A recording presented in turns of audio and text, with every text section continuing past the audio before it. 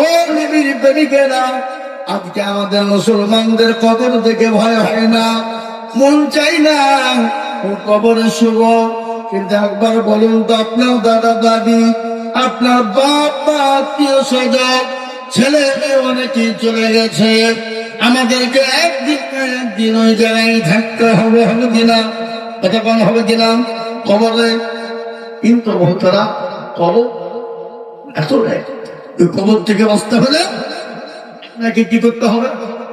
দুনিয়ার জমিনে আল্লাহর ইবাদত করতে হবে, আল্লাহর হুকুমকে মানতে হবে, তবে আমরা ওই কবর থেকে বাঁচতে পারব। বলে না আল্লাহ ওয়ালারা, দিনদারি বান্দা, কবর কত কঠিন জানেন? আমি প্রায় জায়গায় ঘটনাটা বলি, কবরটা এত কঠিন, এত ভয়ঙ্কর, এত ভয়ানক। আল্লাহর নবী